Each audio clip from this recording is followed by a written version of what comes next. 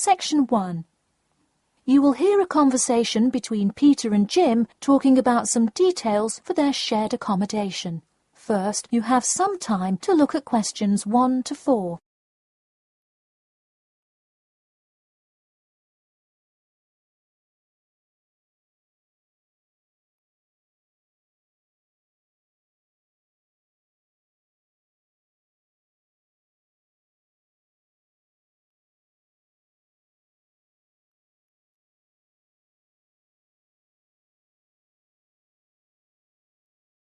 You will see that there is an example which has been done for you.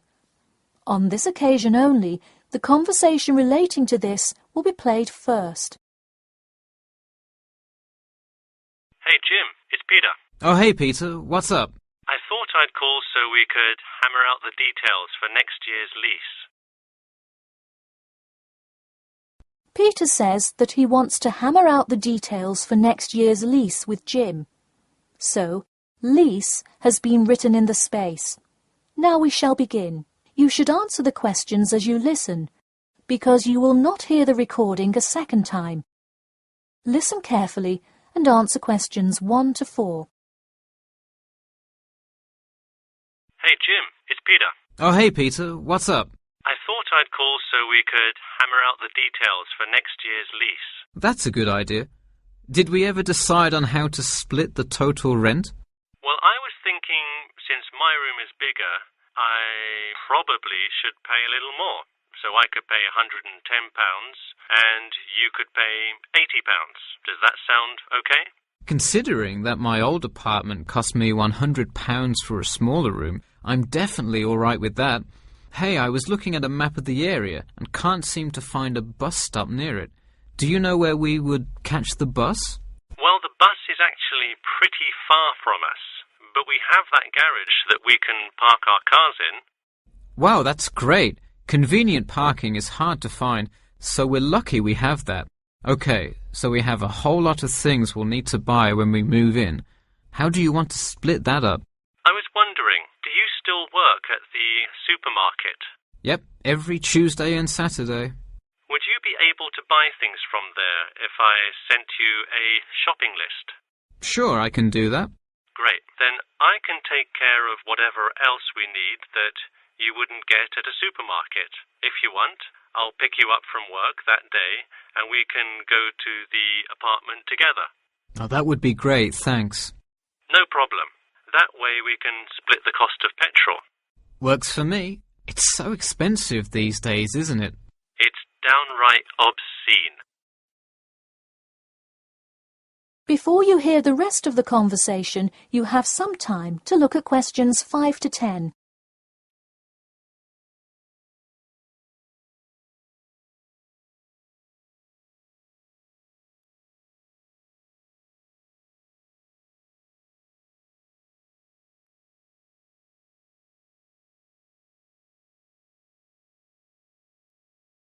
Now listen and answer questions 5 to 10. So let's figure out what appliances we need. Do we have a microwave? Yes, the landlord's providing that for us.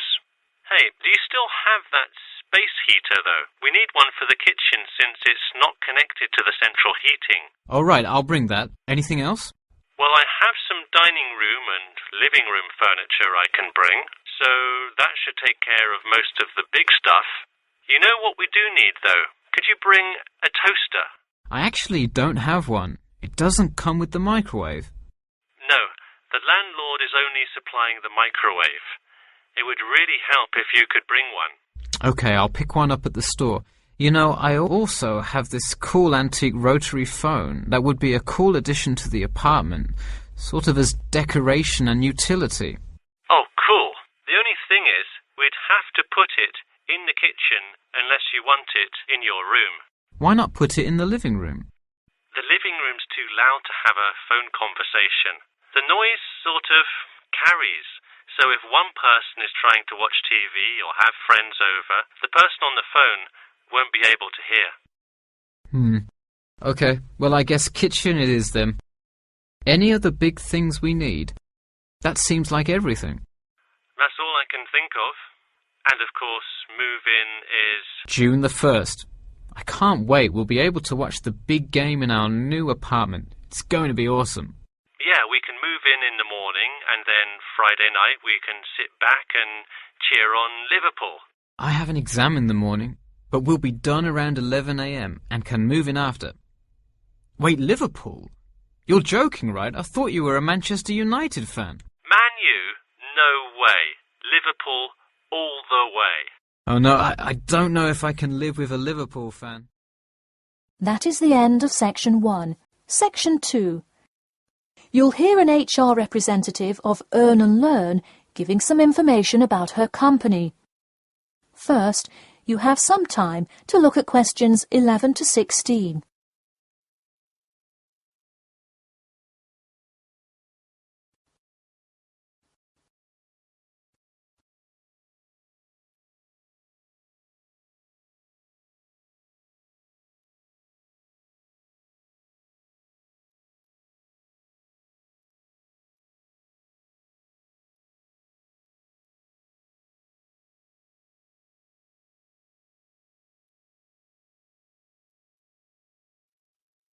Now listen carefully and answer questions 11 to 16. Welcome to all of you. Can everybody see and hear me? Good. I'm Sarah Connor, an HR representative of Earn and Learn. I have been asked today to talk to you about our company. So, for those of you who don't know very much about the company, let me start by giving you some basic information about it. Earn and Learn started nearly 20 years ago. It is not a charity but a for-profit company that enables promising entrepreneurs to make money while traveling.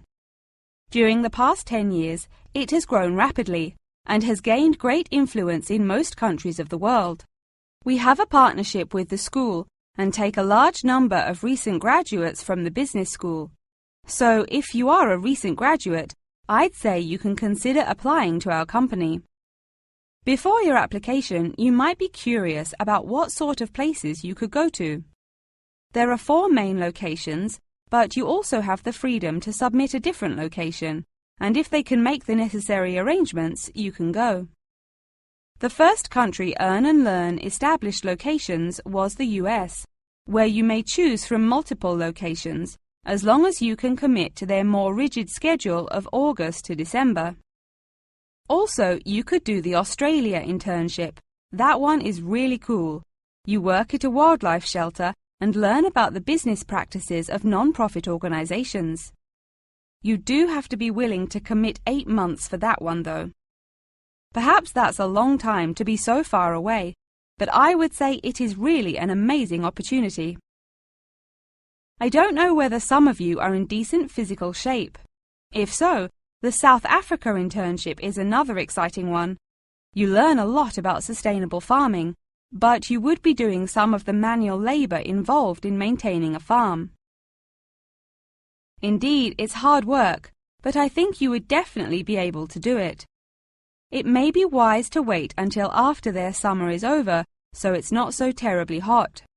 In addition, there is a most recently established location in India. This one gives you more of a study abroad feel, given that they arrange a host family for you to stay with. In the other locations, you live in an apartment with other interns, so this is definitely a unique experience. Before you hear the rest of the talk, you have some time to look at questions 17 to 20.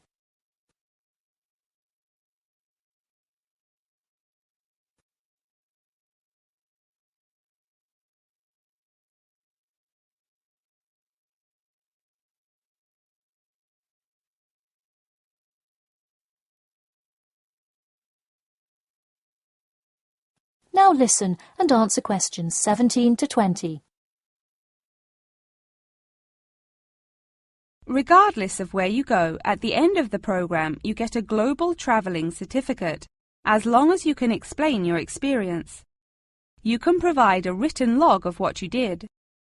I recommend writing journal or blog entries about what you do every day, or a weekly summary of each day.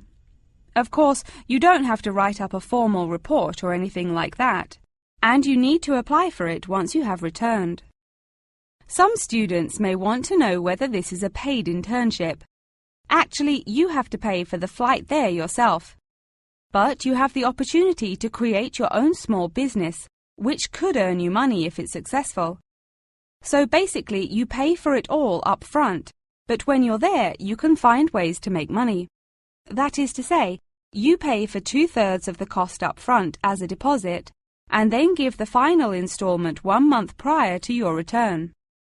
Finally, I have to remind you that you need a health check before you go, to make sure you're not going to spread any communicable diseases. In addition, before you go, you don't have to attend any meetings or workshops. You'll meet everyone you'll be working with once you get there. Okay, well, that's all I've time for today. Thanks for listening, and I'm happy to take any questions if you have them. That is the end of Section 2. Section 3. You will hear a student called Margaret Parkinson talking about the class she missed on Thursday with her professor. First, you have some time to look at questions 21 to 26.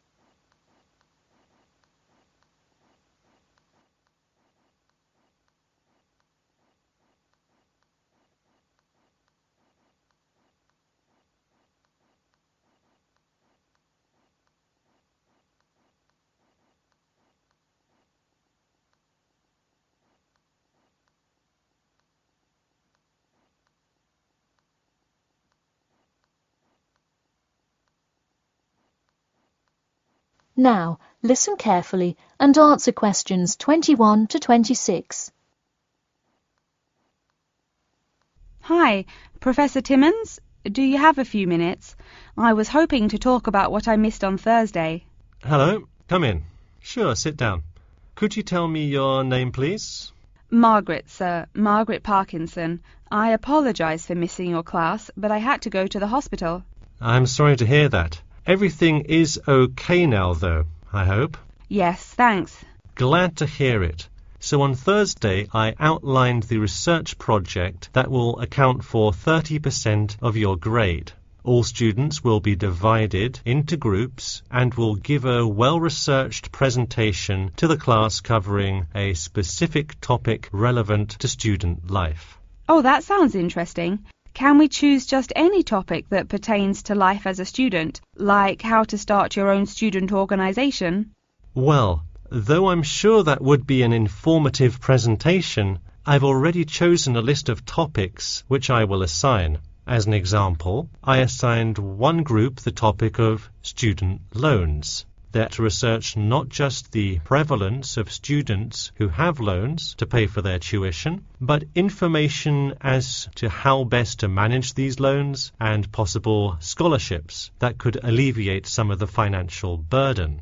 That one sounds particularly interesting to me. Could I request that topic? I could easily find out a lot about it by stopping by the finance office on my way to class. Unfortunately, that one's already taken by another group. I have, however, assigned you to a group and given you all one of two choices. Oh, I see. What are the choices?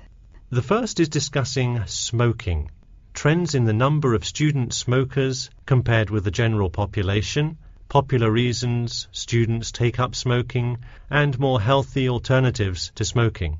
That one could be interesting. I'm not a smoker myself, but we'll see what my group thinks. If we did choose this topic, we would rather not put our fellow students on the spot to interview them. Where else could we gather information? How about where the cigarettes are sold? Oh, that's a great idea. I could interview the manager of a supermarket and find out the average age of people buying cigarettes, or how much they buy, that sort of thing. Precisely. Okay, I'll keep that in mind. And what was the other topic? The other topic is the practice of natural medicine. It sounds far more specific than the others, but it is more of an exercise of outlining a career path. If your group chooses this, you would cover the specifics of becoming a doctor of natural medicine, how to become licensed to practice natural medicine, what the career outlook is, etc. You could find much of the information you need on this in the Careers Office. Wow, that would be really helpful, not just in learning about natural medicine, but in how to approach researching any career path. That's the idea. I want groups to really think outside the box to find information on their topics. They should interview multiple sources. Okay, now I think I have the general idea. Before you hear the rest of the talk, you have some time to look at questions 27 to 30.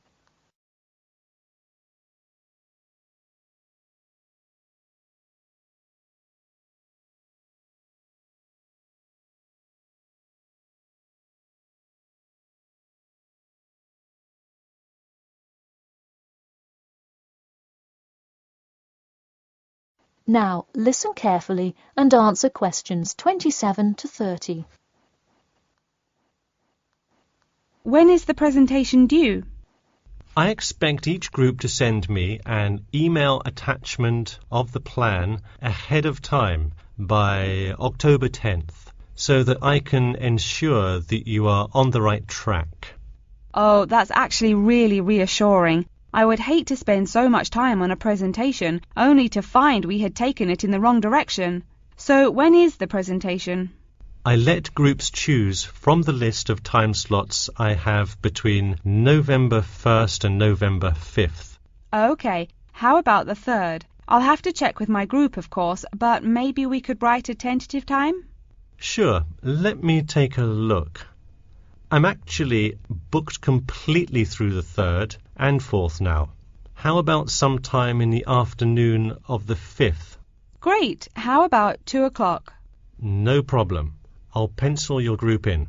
Okay, thanks. And to clarify, what exactly is due in the first phase? Before the October deadline, I want your group to have compiled resources and then to provide some initial data analysis to support your claims. Okay, so data analysis is due the 10th of October, and then the Presentation? Yes. The final phase is simply giving the presentation on the 5th of November. All right, I think I have all the information I need. Thanks. You're welcome. See you in class tomorrow. That is the end of Section 3. Section 4. You will hear an introduction about an eco-friendly building called the Gherkin. First, you have some time to look at questions 31 to 40.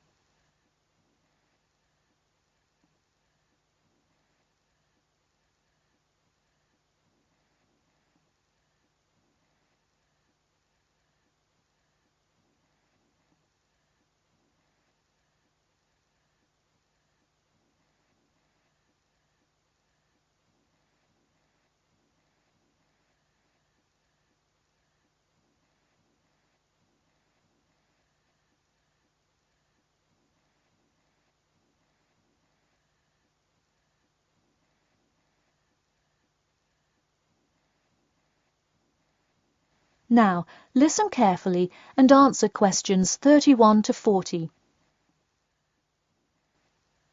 Today, I'd like to tell you about how UK architects are playing their part to address the issue of global warming.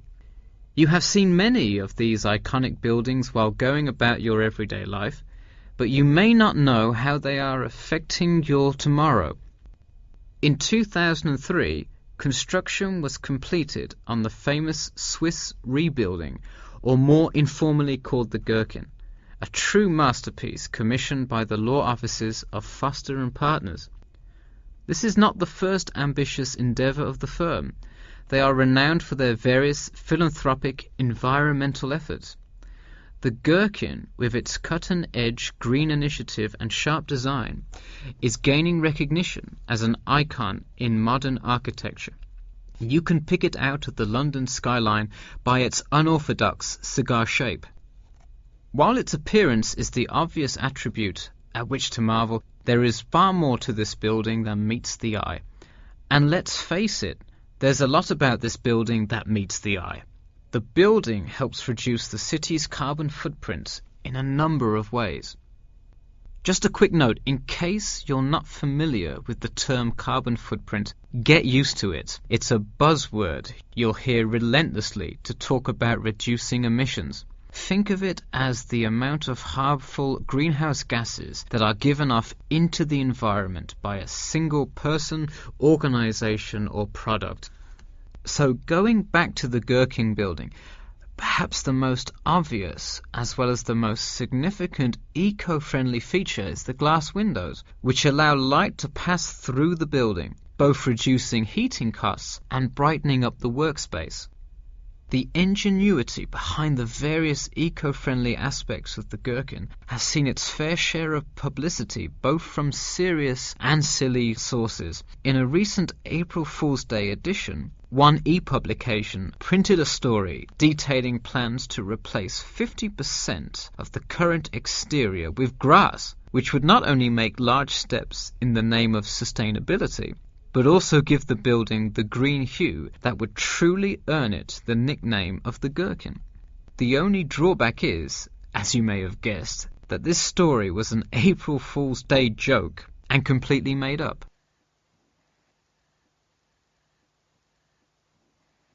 In all seriousness, though, the building is setting a new standard of design that other architects and city planners just cannot ignore. The building's bold and cost-efficient design has won a number of architecture awards, including the Stirling Prize, the London Region Award, and the Empress Skyscraper Award, among others. The design comfortably accommodates a large number of offices, while keeping maintenance and operation costs down, striking a superb balance between nature and the workplace. Nature is well and good, as long as the weather is nice outside. Given London's notoriously bad weather, the architects knew they must devise a quality temperature regulation system, and that they did.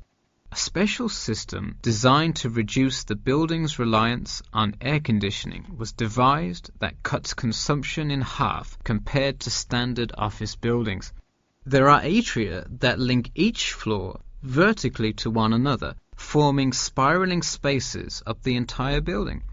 They serve not just as social common spaces, but also act as the building's lungs, distributing clean air from the opening panels in the facade through the entire building. The building isn't all business, though. It has its fair share of fun as well.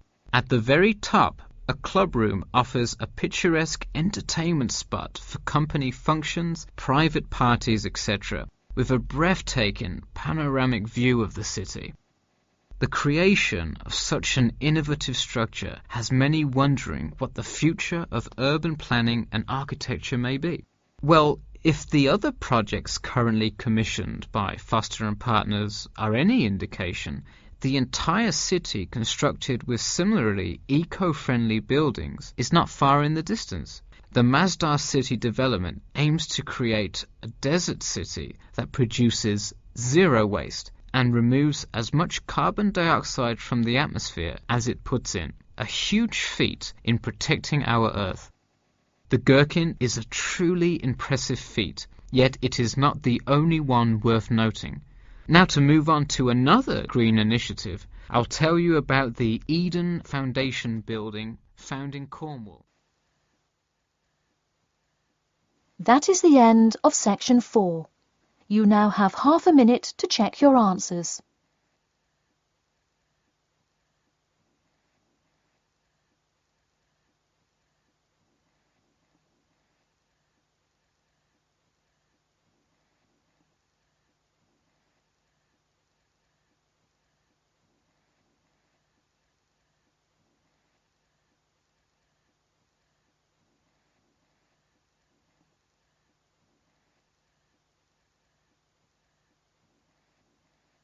That is the end of the listening test.